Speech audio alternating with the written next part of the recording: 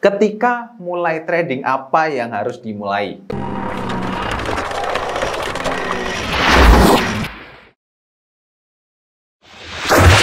Halo teman-teman, selamat datang di channel saya Ardi Novianta Putra. Ini pertanyaan mendasar buat para trader dan saya yakin teman-teman jarang menyadarinya ya mengenai ini. Ketika mulai trading, apa yang harus dimulai? Ya, oke, mungkin jawaban yang paling gampang adalah kita mulai dari akun demo dulu ya. Dan akun demo itu teman-teman bisa daftar di langsung saja di MetaTrader 4 itu sebenarnya sudah ada. Cuman saran saya sih teman-teman bisa lewat broker ya. Broker yang saya rekomendasikan itu ini ya, XM ya. Ini bukan endorse sebenarnya, tapi karena kebetulan juga saya habis selesai live webinar di ruang lanjutan lokal XM, jadi saya ada ide tadi untuk proses ketika teman-teman itu mulai untuk melakukan analisa teknikal, apa yang harus dilakukan. Nah, tadi pas di live webinar itu saya ada ide itu, kemudian saya implementasikan ke dalam video yang saya buat untuk teman-teman di channel YouTube saya ya.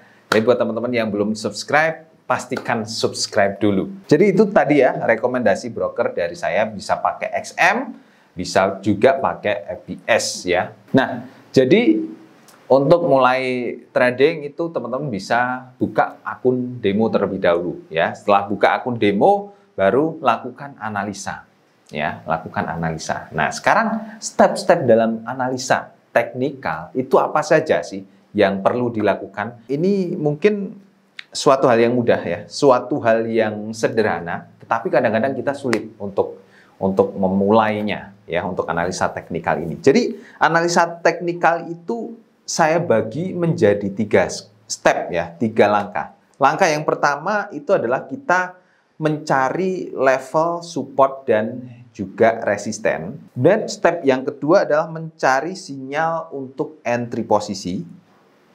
Ya, mencari sinyal untuk entry posisi. Yang terakhir, yang ketiga, itu adalah untuk mencari stop loss dan take profitnya. 3 step itu ya. Pastikan ketika teman-teman melakukan analisa teknikal, selalu cari 3 step ini.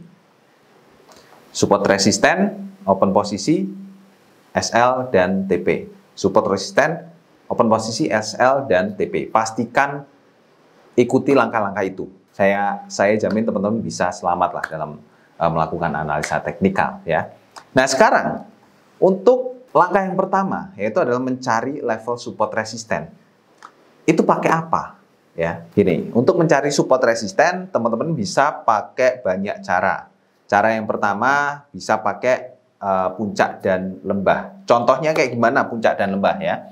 Ini kebetulan saya lagi buka chart, saya pakai emas ya, di emas ya. Kalau teman-teman buka di sini, ini sudah saya buatkan level support dan resistennya. Jadi ya kita cari yang lain dulu ya. Kita buka pair yang lain, misalnya Euro USD.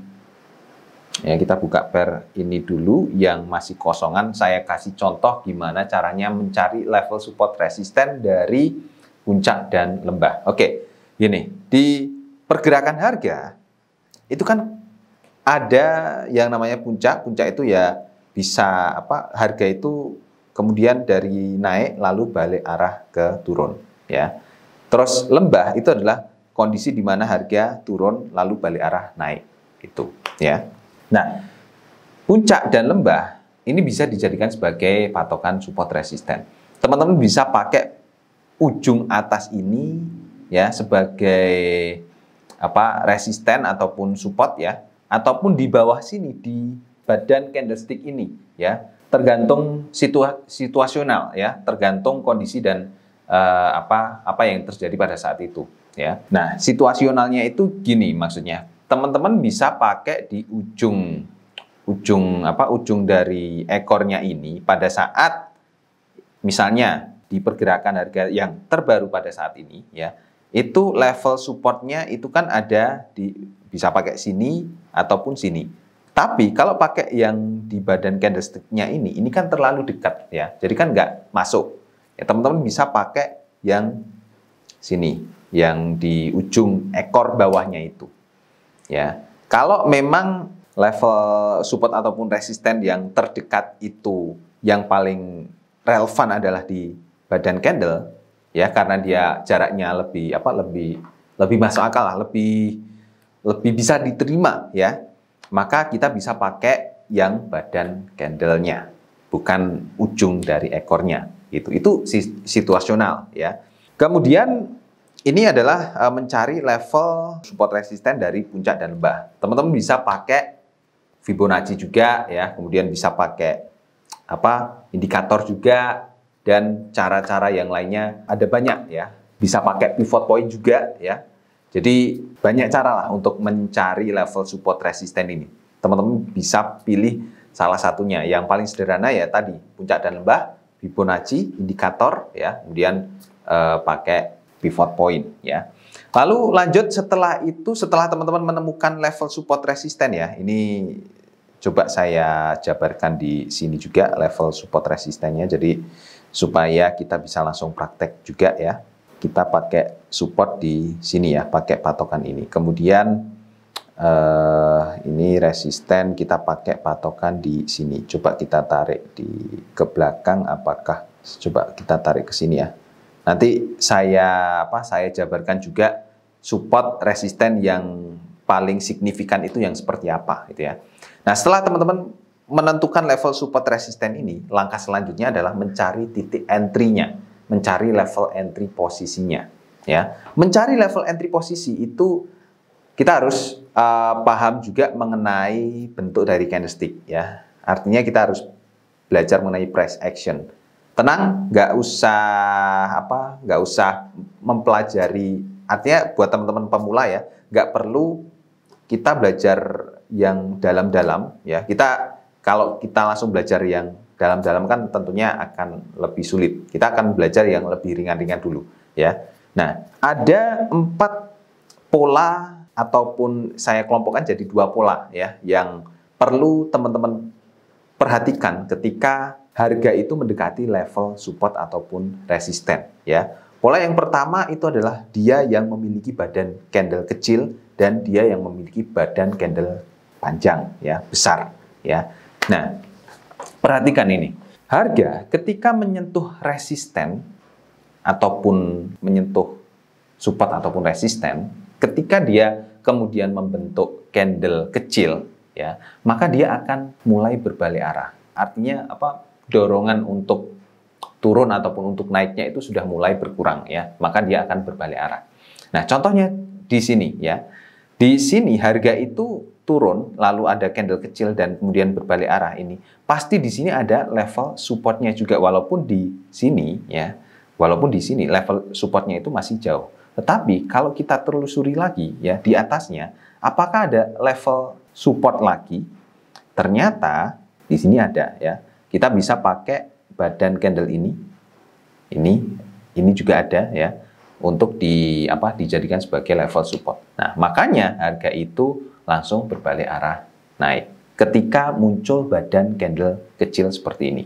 Lalu ketika muncul badan besar, ya, dan kemudian berbalik, ya, itu adalah engulfing, ya. Jadi teman-teman ketika ketemu pola engulfing, ya, ataupun ada badan candle yang gede, ya sama gedenya lah, ya, ataupun salah satunya itu lebih besar, ya, satu kecil yang satu besar, ini adalah tanda pembalikan arah dan teman-teman bisa jadikan itu sebagai patokan untuk entry. Intinya ketika dia sudah melewati candle itu sudah berbalik, ya, melewati dari badan candle bawahnya ataupun sudah melewati di luar dari badan candle bawahnya, itu teman-teman bisa entry posisi di situ. Itu adalah titik entry posisi teman-teman, ya. Atau teman-teman bisa juga cari candle yang berbadan kecil lalu ada candle setelahnya yang berbalik arah, ya. Berbalik arah itu artinya, ya, kalau dari yang sebelumnya itu turun, dia berubah menjadi naik, yang sebelumnya naik, dia berubah menjadi turun, seperti itu,